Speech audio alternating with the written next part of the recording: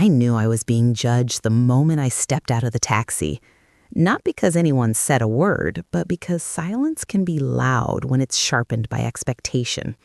My shoes were scuffed on purpose. My purse was old leather, the kind that had softened with years, not price tags. And the cardigan I wore that afternoon had a loose thread near the elbow that I never bothered fixing. I noticed everything. The gate was tall, iron, freshly painted black. The house behind it stood like it had something to prove. Wide windows, white walls, trimmed hedges that smelled faintly of fertilizer and money. Somewhere inside, a clock chimed softly. I could hear it even from the driveway. That was the moment I decided to play my part. I took a breath, hunched my shoulders just a little, and rang the bell. My son, Daniel, had warned me gently. "Mom, they're a bit particular," he said over the phone the night before. I heard the pause before the word, the carefulness. I smiled into the receiver. Everyone's particular about something. But I understood what he meant. Daniel was marrying Nadia, beautiful, polished Nadia with her straight-backed posture and soft voice that never rose above calm. She came from a family that liked appearances. Her father was a businessman. Her mother wore pearls even at home, apparently. They lived in a neighborhood where lawns were cut twice a week and nobody parked on the street. I had raised my son alone after his father passed. I worked 2 jobs for years. I learned how to stretch a pot of soup for 3 days and how to smile even when my feet ached so badly I couldn't sleep. We didn't come from nothing, but we didn't come from this. The bell rang inside the house. Footsteps followed. The door opened. Nadia's mother stood there, her lips already curved into a smile that didn't quite reach her eyes. "Oh," she said, "you must be Daniel's mother." Her eyes flicked just for a second to my shoes. "Yes," I replied softly. "I'm so glad to finally meet you." She stepped aside. "Please, come in." The house smelled like lemon polish and something floral I couldn't name. The floors gleamed. I felt suddenly aware of how carefully quiet my steps were, as if I didn't want to disturb anything. Nadia appeared from the living room, her face lighting up. "Mama," she said, hugging me. She always called me that, said it made her feel closer to family. Her embrace was warm, genuine. That mattered. Daniel followed, tall and nervous, adjusting his collar the way he always did when he felt out of place. He kissed my cheek. "You okay?" he whispered. "I'm fine," I said, and I meant it, mostly. We were ushered into the sitting room where Nadia's father sat in a leather chair, one leg crossed over the other, a tablet resting on his knee. He stood when I entered, firm handshake, measuring eyes. "So," he said, "Daniel's mother." "Yes, sir." He gestured for me to sit. I chose the edge of the couch instead of sinking into it fully. Old habit. Tea was served in delicate cups. I wrapped my hands around mine and waited. The questions came gently at first. "Where do you live now? What do you do for work? How long were you married?" I answered truthfully, but selectively. "I live in a small place near the old market. I do some bookkeeping, a bit of cleaning. My husband passed many years ago." I kept my voice even, humble. Let them fill in the gaps. Nadia's mother nodded sympathetically. "That must have been difficult." "It was," I said simply. I didn't mention the consulting work I still did for 3 local firms, or the property my husband and I had bought years before he died, the one I rented out quietly. I didn't talk about savings or investments, or the fact that I'd learned long ago that money spoke louder when it whispered. Instead, I stirred my tea and smiled. Dinner was announced shortly after. The table was long, set with precision. I noticed where I was seated, not at the far end, not beside the father, but somewhere in the middle, a placement that said guest, not equal. As we ate, the conversation shifted. Weddings, venues, guest lists. "We're thinking of something elegant," Nadia's mother said, folding her napkin carefully. "Nothing too excessive, of course." Her eyes met mine again, briefly. I nodded. "As long as they're happy." Daniel cleared his throat. We were hoping both families could contribute what they're comfortable with. Silence. Not heavy, but deliberate. Nadia's father smiled. Of course, everyone does what they can. Then he turned to me. And you? I looked down at my plate. The chicken was tender, perfectly seasoned. I don't have much, I said quietly, but I'll help however I can. The words tasted familiar, old. I felt Daniel tense beside me, but I placed my hand on his knee under the table, a small squeeze. It was okay. That night, as I rode home in another taxi, the city lights blurring past the window, I allowed myself a slow exhale. They thought they had me figured out, and that was exactly where I wanted to be. Because when people believe you are poor, naive, and grateful just to be included, they stop guarding their words. They stop hiding their intentions. They stop imagining that you might be watching. In the days that followed that first meeting, I stayed quiet. That wasn't difficult for me. Silence had been my companion for most of my adult life, after my husband died, after the house emptied, after Daniel grew into a man with his own voice and opinions. Silence teaches you how to listen in ways noise never does. Daniel called me the next evening. "They liked you," he said, relief threaded through his voice. I smiled, though he couldn't see it. "I'm glad." There was a pause, then softer. "Mom, I hope you didn't feel uncomfortable." I leaned back against the kitchen counter. The kettle was whistling behind me, sharp and impatient. "No," I said. "They're very organized people." He laughed nervously. That's one word for it. I didn't say what I was thinking, that organization, when taken too far, often masked fear. Fear of losing control, fear of someone not knowing their place. I poured the water over my tea and let the steam rise between my hands. "I trust you," I told him. "That's what matters." After we hung up, I stood there longer than necessary, watching the steam thin into nothing. The next invitation came 2 weeks later. A brunch, Nadia's mother called it, to discuss wedding details more openly. I wore the same cardigan. This time, Nadia's aunt and older cousin were there too, women with sleek hair and voices that never seemed to waver. I noticed how they looked at me when they thought I wasn't paying attention, the quick glances, the subtle eyebrow lifts, the way their mouths tightened when I spoke. Brunch was light fare, fruit arranged like art, bread warm and fragrant. The conversation was not. "So," the aunt said, buttering her toast slowly, "we've booked the venue." Nadia beamed. Daniel looked uncertain. "It's expensive," he said carefully. Nadia's mother waved a hand. "It's an investment. Memories are priceless." She turned to me again, always to me. "We wouldn't expect everyone to contribute equally, of course." I nodded, folding my napkin. "Of course." The cousin chimed in. "I think it's wonderful Daniel understands Nadia's world. Some people struggle with adjustment." The word hung in the air. Adjustment. I took a sip of tea, let the warmth steady me. I raised Daniel to be adaptable. Life doesn't always look the way you expect. There was a flicker, annoyance maybe, in the cousin's eyes. Daniel shifted beside Nadia, his jaw tightened. I saw it. I knew that look. Nadia reached for his hand under the table. After brunch, Nadia walked me to the door.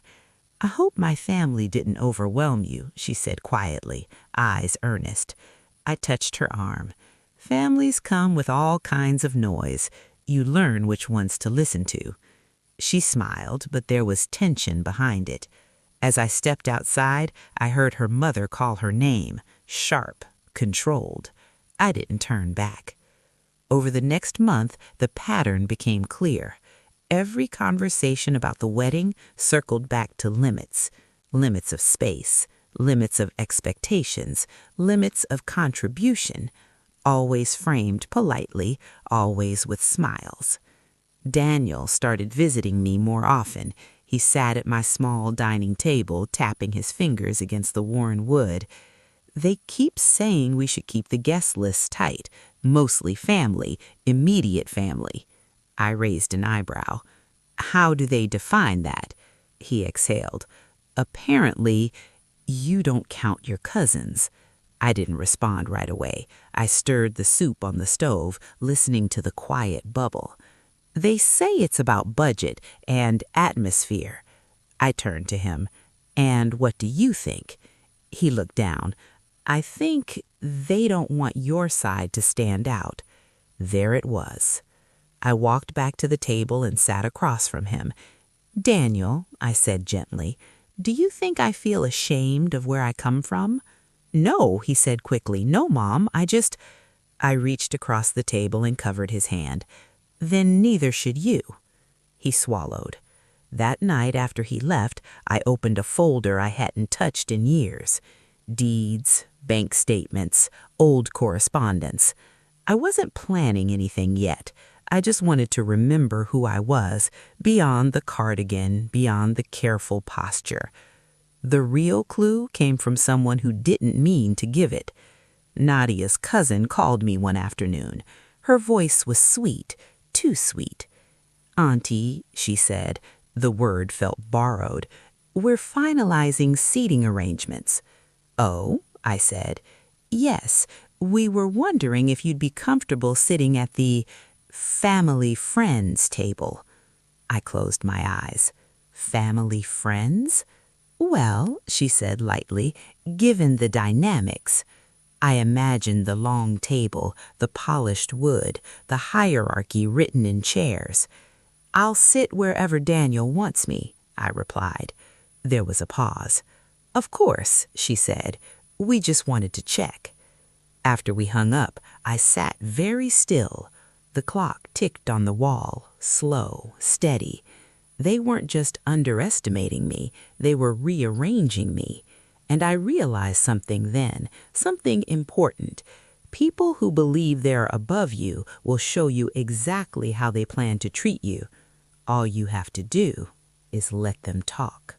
I didn't tell Daniel about the call. Not right away. Some truths need to settle before they're spoken, like dust after a door slams. If you breathe too soon, you choke on it.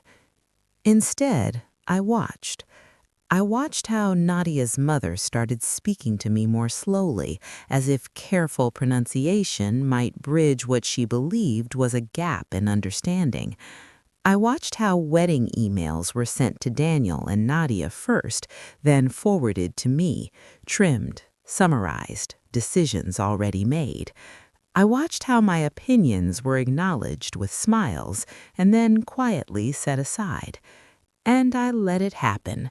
There's a kind of power in being underestimated. People relax around you. They show you the corners they usually hide.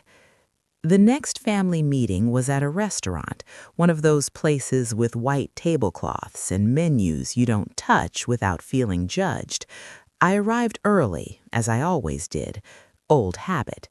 Control the variables you can. Nadia's parents arrived together.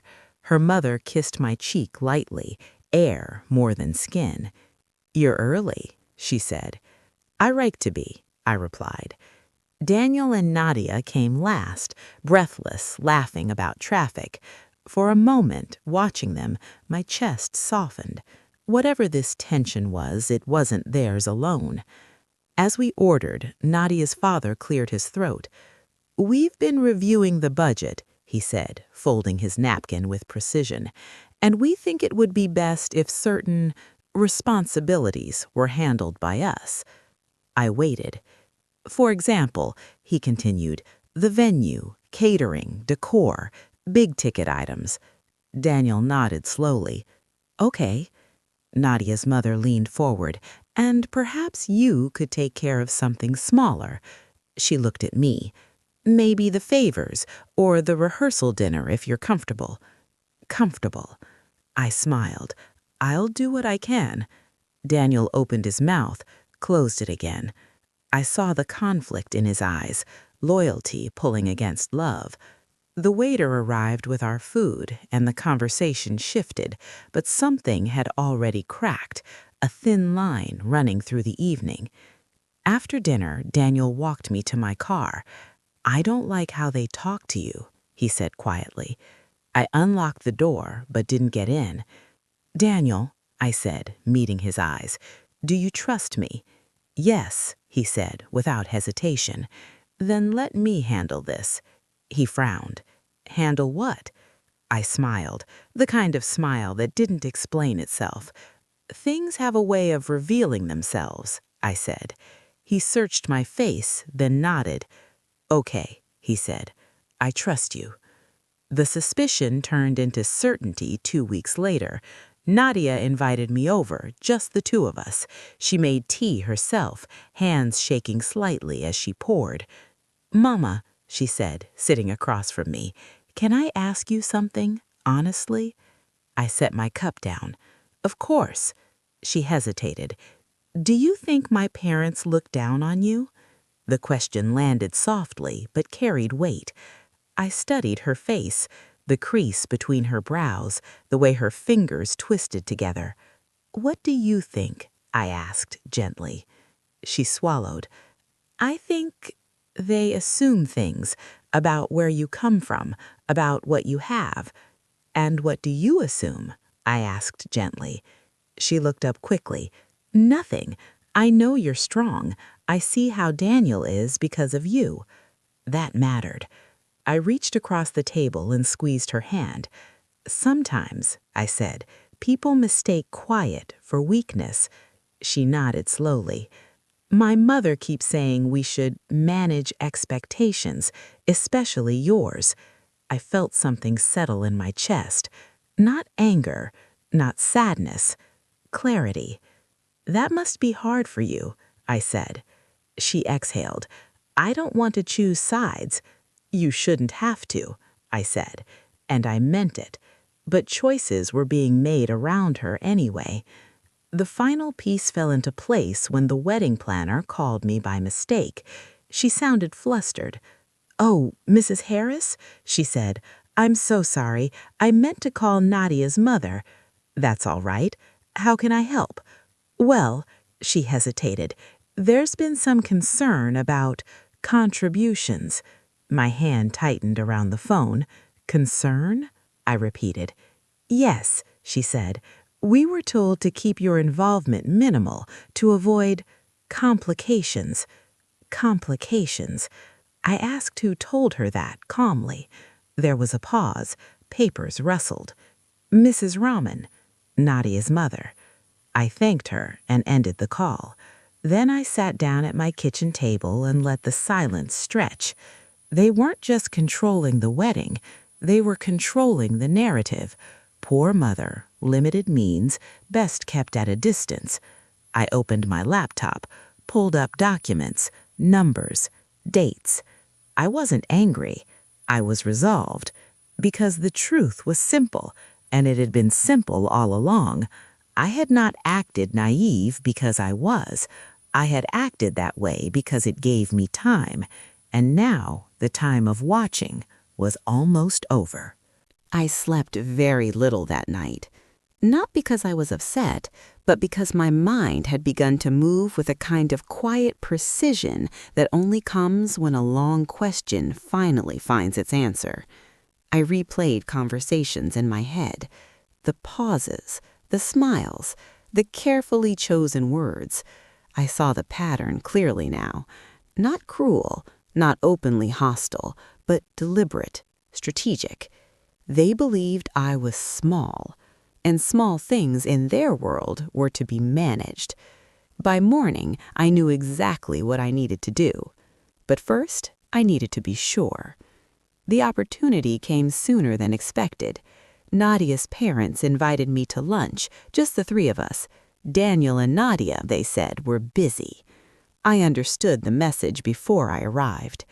The restaurant was private, quiet, the kind of place where conversations stayed low and contained. Nadia's mother smiled as I sat down. "We thought it might be nice," she said, "to talk openly." I nodded. I appreciate that. Her husband folded his hands on the table. We want what's best for the children, he said. Children? They're adults, I replied calmly. Yes, he agreed, but still impressionable. There it was. Nadia's mother leaned in slightly. We've noticed you've been very modest about your role in the wedding. I waited. And we respect that, she continued. It shows humility. Humility, another word dressed up as praise. We've decided, her husband added, that it would be easier if we handled most of the arrangements, less stress for everyone. And my part? I asked. Her mother smiled. Support, emotionally. I let the words sit. Of course, I said softly, I wouldn't want to interfere. Relief flickered across their faces. Not kindness, relief. That told me everything. As lunch ended, Nadia's mother reached across the table and patted my hand. You've been very understanding, she said. Not everyone knows their limits. I looked at her hand on mine, pale, perfectly manicured. Then I looked back up. I learned them early, I said. That afternoon, I made a call I'd been putting off, to my lawyer. We'd known each other for years, not socially, but professionally. He had helped me quietly manage my affairs after my husband died. Are you finally ready to stop hiding? He asked lightly. I'm ready to be clear, I said. He understood the difference. I asked him to prepare something simple, transparent, legal. Nothing dramatic, just truth written down. The wedding rehearsal dinner was scheduled for the following Friday. I had been assigned it, the smaller responsibility. I chose a venue that mattered to me, a modest but elegant hall near the river where my husband and I had once celebrated a promotion with paper plates and cheap wine, laughing like we'd won the lottery. It wasn't flashy, but it was warm. The night of the dinner, I arrived early again. I watched as guests filtered in, Daniel's friends, Nadia's relatives, people who didn't know where they were supposed to look yet. Nadia's parents arrived last. Her mother paused when she saw the room. Oh, she said, looking around, this is charming. I smiled. I thought so too. Dinner was served. Laughter grew. Glasses clinked. I stood when it felt right, not announced, not expected. I'd like to say a few words, I said. The room quieted. Daniel looked up at me, surprised, curious. I want to thank everyone for being here, I began. Families come together in many ways, sometimes with ease, sometimes with misunderstanding. Nadia's mother stiffened slightly. I've been quiet through much of this process, not because I had nothing to say, but because I wanted to listen. A pause. To understand how I was being seen. I reached into my purse, the old one, and pulled out a folder. Some people assume silence means absence, I said gently, but it doesn't. I handed the folder to Daniel. His eyes widened as he opened it. Then he looked up at me, confused, then stunned. What is this? He whispered. Transparency, I said. He stood slowly. Inside the folder were copies, not everything, but enough. The deed to the rental property, the trust I'd set up for him years ago, the financial statements that showed I was not, and had never been, dependent. The room murmured softly. Nadia's father leaned forward. What is the meaning of this? I met his gaze. I was told my involvement might cause complications, I said evenly. I wanted to make sure there were no misunderstandings. Nadia's mother's smile had disappeared. I have lived simply by choice, not because I lacked options, but because I valued peace. Daniel's voice shook. Mom, why didn't you tell me? I didn't need to, until now. The silence was thick. I wasn't exposing them, I was exposing their assumptions. And just so it's clear, I added, This wedding has my full support, emotionally and otherwise, but I won't be minimized to make others comfortable. Nadia stood and walked to my side. She took my hand. "I'm proud of you," she said. That was the moment the balance shifted. No one spoke for several seconds after Nadia took my hand. The room didn't feel hostile, just stunned, like a story had changed direction mid-sentence and everyone needed a moment to catch up. Daniel was still holding the folder. His fingers trembled slightly as he closed it.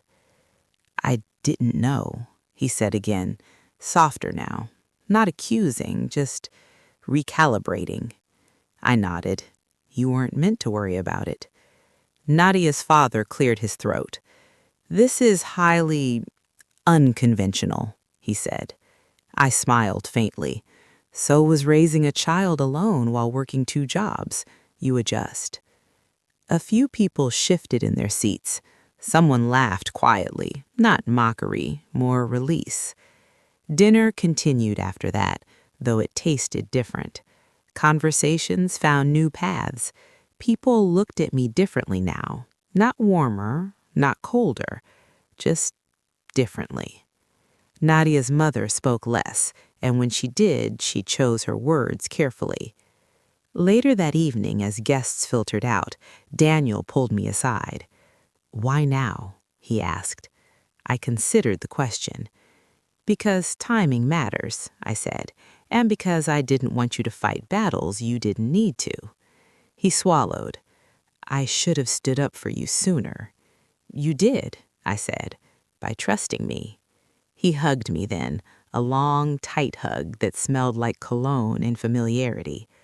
Across the room, I saw Nadia's parents speaking quietly to each other. Their faces were controlled, but something had shifted there too. Pride bruises easily when it meets truth. The next morning, Nadia's mother called me. Her voice was cool, polite. "We need to talk," she said. I agreed. She came to my home for the first time. She stood in my small living room, eyes scanning the bookshelves, the framed photos, the quiet order of the space. I didn't offer explanations. "I was surprised last night," she said finally. "I imagine so," I replied. She sat stiffly. "We may have misunderstood you." "Yes," I said simply. Her lips pressed together. "You could have told us." "I could have," I agreed, "but I wanted to see how you treated me without knowing." She looked at me sharply. "That's not fair." I met her gaze. "Neither is deciding someone's value before you know them." Silence stretched between us. "I protect my family," she said finally. "So do I replied. She exhaled. "I never meant to exclude you." "But you did," I said, not unkindly. She nodded once. "I don't like being embarrassed," she admitted. "I don't like being dismissed," I said. For a moment, something human flickered between us, not friendship, not warmth, recognition. The wedding itself was beautiful, not because of the venue or the flowers, though both were elegant, but because Daniel looked peaceful in a way I hadn't seen since he was a boy. I was seated at the family table. No one questioned it. Nadia leaned over during the ceremony and whispered, "Thank you." I squeezed her hand. During the reception, Nadia's father approached me. "I owe you an apology," he said. I studied him. "Apologies matter," I said. "So do changes." He nodded. "We misjudged you." "Yes," I said again, "but we're willing to learn." That was enough. After the wedding, life settled into something new. Not perfect, never perfect, but honest. Nadia's parents were more careful now, less performative, less controlling. We weren't close, but we were balanced. Daniel visited less often, as married sons do, but when he came, he listened differently, with respect. One afternoon, Nadia joined him. We cooked together, burned the rice, laughed. She asked me about my past, not politely, not out of obligation, with curiosity. And I told her stories I'd never told anyone else. I didn't reveal my truth to shame anyone. I revealed it because dignity should never be conditional. People will decide who you are based on what you let them see. Sometimes that's protection, and sometimes, when the moment is right, it's power. No one spoke for several seconds after Nadia took my hand. The room didn't feel hostile, just stunned, like a story had changed direction mid-sentence and everyone needed a moment to catch up. Daniel was still holding the folder. His fingers trembled slightly as he closed it. "I didn't know," he said again, softer now, not accusing, just recalibrating. I nodded. "You weren't meant to worry about it." Nadia's father cleared his throat. "This is highly unconventional," he said. I smiled faintly. "So was raising a child alone while working 2 jobs. You adjust." A few people shifted in their seats. Someone laughed quietly, not mockery, more release. Dinner continued after that, though it tasted different. Conversations found new paths. People looked at me differently now. Not warmer, not colder, just differently. Nadia's mother spoke less, and when she did, she chose her words carefully. Later that evening, as guests filtered out, Daniel pulled me aside. "Why now?" he asked. I considered the question. "Because timing matters," I said, "and because I didn't want you to fight battles you didn't need to." He swallowed. "I should have stood up for you sooner." "You did," I said, "by trusting me." He hugged me then, a long, tight hug that smelled like cologne and familiarity. Across the room, I saw Nadia's parents speaking quietly to each other. Their faces were controlled, but something had shifted there too. Pride bruises easily when it meets truth. The next morning, Nadia's mother called me. Her voice was cool, polite. "We need to talk," she said. I agreed. She came to my home for the first time. She stood in my small living room, eyes scanning the bookshelves, the framed photos, the quiet order of the space. I didn't offer explanations. "I was surprised last night," she said finally. "I imagine so," I replied. She sat stiffly. "We may have misunderstood you." "Yes," I said simply. Her lips pressed together. "You could have told us." "I could have," I agreed, "but I wanted to see how you treated me without knowing." She looked at me sharply. "That's not fair." I met her gaze. "Neither is deciding someone's value before you know them."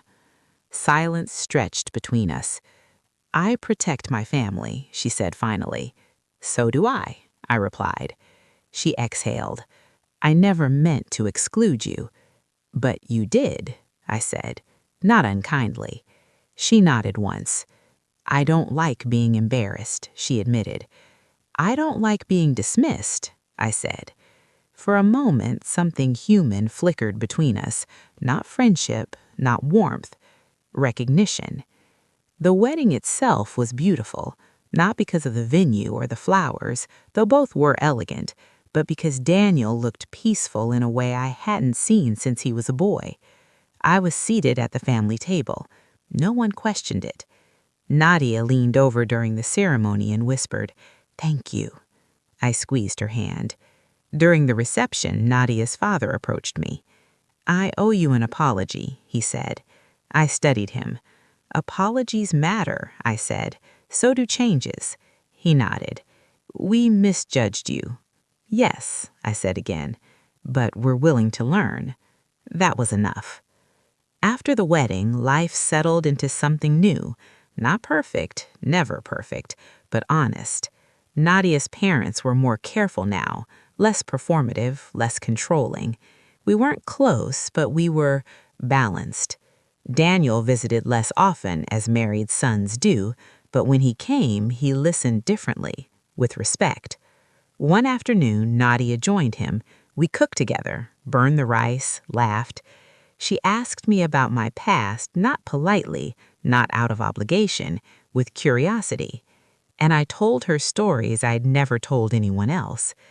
I didn't reveal my truth to shame anyone. I revealed it because dignity should never be conditional. People will decide who you are based on what you let them see. Sometimes that's protection, and sometimes, when the moment is right, it's power. Healing didn't arrive all at once. It came in small, almost unnoticeable shifts, the kind you only recognize when you look back and realize the air feels lighter than it used to.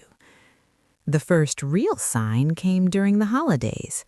Nadia and Daniel decided to split the day, lunch with her parents, dinner with me. That choice alone said more than any apology ever could. No negotiations, no explanations, no one hosting to assert control. Just balance. I spent the afternoon cooking slowly, the way I always had. The smell of onions softening in oil filled the kitchen. I played an old radio station low in the background, voices murmuring, familiar songs looping memories I didn't need to chase. When they arrived, Nadia kissed my cheek and went straight to the sink to wash her hands, like she belonged there. Daniel opened a cupboard without asking. I watched them move through my home with ease, and something warm settled in my chest. We ate simply, nothing elaborate, food that tasted like care. After dinner, Daniel leaned back in his chair and sighed. This feels peaceful. It is, I said. Nadia smiled at me. Your house has a way of slowing everything down. I didn't say that it was because nothing here needed proving. Later that evening, Nadia's parents arrived, unexpected but not unwelcome. Nadia's mother carried a small box, wrapped neatly, no ribbon. We were nearby, she said.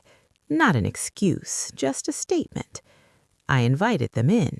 They sat where Daniel and Nadia had been moments earlier. Different posture, same chairs. She handed me the box. It's nothing extravagant. Inside was a simple shawl, soft, neutral. I thought you might like it, she said. I do, I replied, because I did, not because of the gift, but because of the thought behind it. We drank tea together, no tension, no hierarchy. At one point, Nadia's father asked me about my husband, not politely, not out of obligation, with curiosity. I told him about the way my husband laughed too loudly at his own jokes, about how he believed security came from knowing when enough was enough, about how he used to say that dignity was something no one could give you and no one could take. Nadia's mother listened quietly. I wish I had known him, she said. You know his legacy, I replied, glancing at Daniel. That seemed to settle something in the room. After that night, I noticed Nadia's mother began to loosen her grip, not just with me, but with everyone. She asked Nadia what she wanted instead of suggesting. She listened more, directed less. She even laughed once openly when something didn't go as planned. Change doesn't always look like transformation. Sometimes it looks like relief. For myself, healing came with acceptance. Not forgiveness, because there was nothing left to forgive, but acceptance of the truth that people will always project their fears onto others, especially onto women who don't fit neatly into their expectations. I had spent years making myself smaller, not out of shame, but out of habit, out of survival. But I realized something important after all of this. There is a difference between humility and invisibility, and I no longer needed the latter. One morning, months later, Nadia came to me with news. She was pregnant. Her hands shook as she spoke. Her eyes shone. I hugged her tightly, breathing in the scent of her shampoo, feeling the future pulse quietly between us. I want my child to know you, to learn from you. I smiled. They will. Later that day, alone, I sat at my kitchen table and placed my hand flat against the wood, worn smooth by years of meals, homework, quiet nights. This table had seen everything: fear, hope, restraint, strength, and now continuation. I didn't regret pretending to be naive because it taught me something I might have otherwise missed. That dignity doesn't announce itself, it doesn't need witnesses, and it doesn't fade just because someone refuses to see it. People often reveal their character when they think they're dealing with someone beneath them, and if you're patient enough, if you're quiet enough, they'll show you exactly who they are. The trick is knowing when to stay silent and when to finally speak. There are moments in life that don't feel important when they're happening. They arrive quietly, without ceremony, without witnesses. A look across a table, a tone that changes, a pause where there used to be certainty. Only later do you realize those moments were turning points. When I look back now, I don't remember the exact words Nadia's mother used when she first met me. I don't remember the menu from that first lunch or the color of the flowers on the table. What I remember is the feeling, the subtle shrinking, the careful measuring, the way I was placed, gently, politely, just outside the circle. And I remember the choice I made, not to fight it, not to beg my way in, but to observe. Because sometimes the most revealing thing you can do is nothing at all. We live in a world that rewards noise, where confidence is expected to be loud, visible, undeniable, especially for women, especially for mothers. We're told that if we don't speak up immediately, we'll be erased, that if we don't prove ourselves, we'll be dismissed, that silence is weakness. But silence can also be strategy. Silence can be space. Silence can be protection. Silence can be the pause that lets other people show their hands. I didn't pretend to be poor and naive because I wanted sympathy. I did it because I already knew who I was. I knew what I had survived. I knew what I had built. And I knew that anyone who only respected me after discovering my worth was someone whose respect came with conditions, and conditional respect is fragile. What surprised me most wasn't that Nadia's parents judged me. That's human. We all do it, in ways we don't always admit. What surprised me was how much lighter things became once the truth was out. Not because I was finally seen as valuable, but because I no longer had to carry the weight of other people's assumptions. There is freedom in that.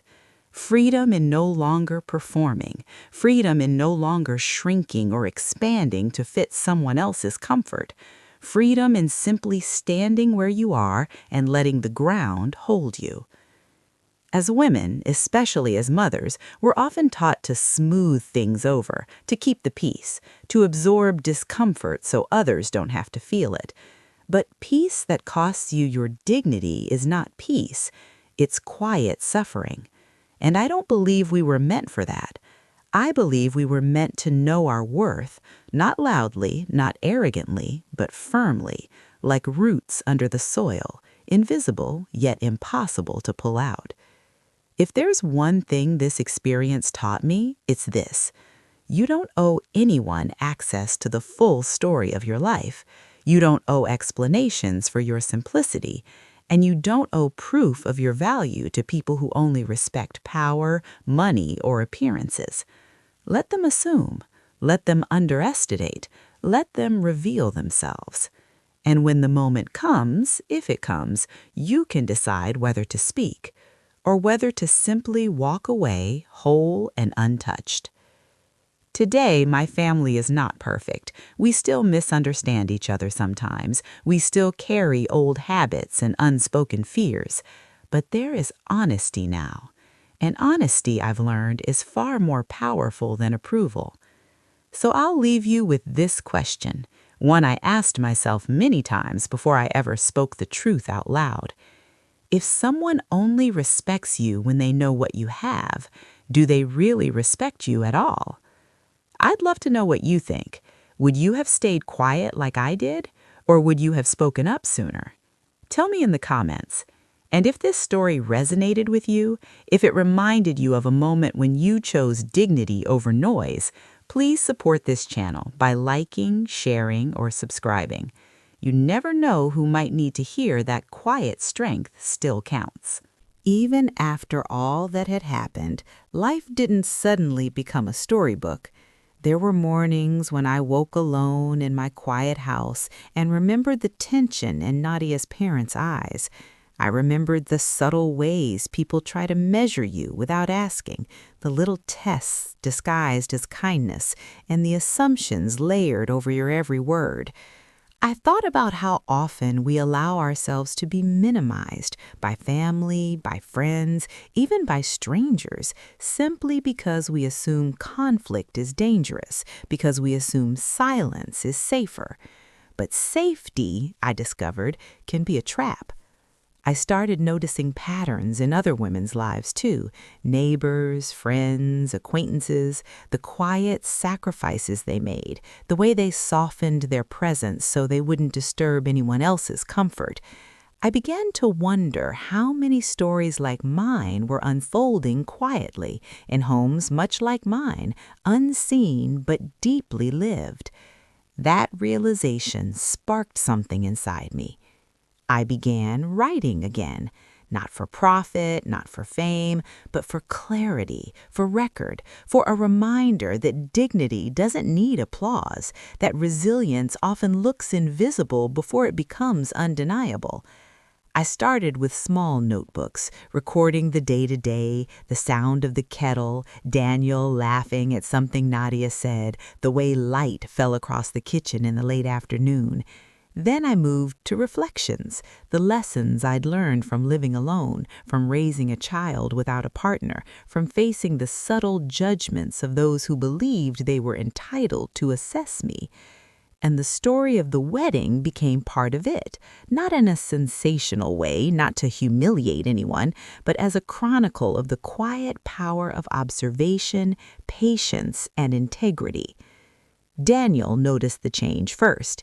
He came home one evening, weary from work, and found me at the kitchen table, a notebook open before me. "What are you writing?" he asked. "Life," I said simply. "The things I notice, the things I learn." He laughed softly. "You could write a book." "Maybe I will," I said, "one day." He studied me. His eyes softened. "I'm proud of you." That moment, brief, ordinary, carried more weight than any wedding, any argument, any display of wealth or status, because it was recognition for the quiet things, the unseen things, the invisible labor of resilience, patience, and love. Nadia's pregnancy continued, and with it another layer of connection blossomed. She came to me often, sitting in my kitchen with her hands folded over her belly, talking about hopes and fears. She said once, "I want my child to grow up knowing that strength doesn't always have to shout, that dignity is something you carry inside." I smiled. I told her, "It's the truth, and the world will test it constantly." She nodded. "I want them to see you, Mama, not just me." And that, more than anything, felt like a reward. There were moments that tested that new balance, of course. At family gatherings, subtle glances still lingered, old habits die slowly. But this time, I didn't flinch. I spoke when I wanted to speak, I stayed silent when it served me, and I observed, always observed. One afternoon, Nadia's father asked me for advice on a business matter, quietly, privately, with genuine curiosity. I could see the respect in his eyes now, not forced or performative, but earned. I gave him my input, measured and thoughtful, and watched as he nodded, taking my words seriously. It was not triumph, it was acknowledgement, and in many ways it was more satisfying than triumph ever could have been. There was a lesson in every interaction now, every phone call, every casual visit, every whispered comment I overheard. They were pieces of a larger picture. And I understood something essential. Life does not reward those who wait for validation. It rewards those who recognize their own worth, even when the world refuses to acknowledge it. I didn't need approval. I didn't need to be seen as wealthy or educated or powerful. I just needed to know my value, quietly, fully, and unshakably. That inner knowledge became my anchor. It was a strength that no one could take from me, no matter how politely they tried. Months turned into a year. Nadia's child was born, a healthy, beautiful baby girl. The first time I held her, I felt a flood of gratitude. Even as time passed, the story didn't end. Life rarely offers neat endings, and that was part of its beauty. What followed wasn't drama or confrontation, it was something subtler, yet more profound. The restoration of respect, trust, and authentic connection. Months after Nadia's child was born, I noticed small gestures from her parents that were telling. Her mother would ask for my advice on seemingly trivial things, how to arrange the flowers, which colors to use for seasonal decorations, always listening carefully. It was not because she needed guidance, but because she had finally learned to value my perspective. Her father, too, would occasionally seek my opinion on minor financial decisions or community matters, something that would have been unthinkable months prior. The transformation was quiet. It didn't announce itself with fanfare or apologies, but it was undeniable. They had stopped testing me. They no longer tried to manage or minimize my presence. The balance had shifted. Respect had arrived, not through confrontation or argument, but through patience, quiet observation, and the strategic revelation of truth. I watched the changes in Daniel and Nadia, too. Daniel carried himself differently now, not proud or boastful, but assured. He treated others with consideration, but he no longer allowed anyone, family or friends, to underestimate him. Nadia, ever thoughtful and perceptive, seemed to have grown even more grounded. She understood what I had taught her without having been told outright. Dignity isn't performance, it's an internal measure. Even the youngest generation, Nadia's daughter, seemed to carry that energy.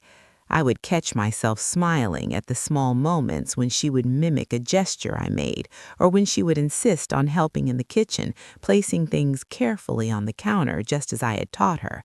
It was remarkable how quietly strength can travel across generations. I continued to write in my notebooks. My reflections became longer, more intentional, not just observations of family dynamics, but insights into human behavior, into resilience, patience, and integrity. Writing had become a form of therapy, a method of preserving lessons learned and ensuring that the wisdom I had accumulated over decades was not lost. One afternoon, I sat with Daniel and Nadia in the living room. The baby slept peacefully in her crib, the sunlight streaming through the window in soft golden rays. I shared a passage from my notebook aloud. People often reveal themselves when they believe they are dealing with someone weaker. Quiet observation is not weakness, it is preparation. And the moment you finally speak, it carries the weight of patience and truth. Daniel looked thoughtful. "That's exactly what happened with my parents," he said softly. "They thought they understood everything, but they didn't see the full picture until you revealed it calmly, without anger." I smiled. Sometimes people only learn when they feel their assumptions challenged gently, not to shame them, but to let them see the truth clearly. Nadia nodded, resting a hand on her daughter. "I hope I can teach the same to my child." I said, "You will, and she will learn that quiet strength often leaves the deepest impression." Even with all this progress, I didn't assume the story had ended. Life has a way of testing even the most careful, the most resilient.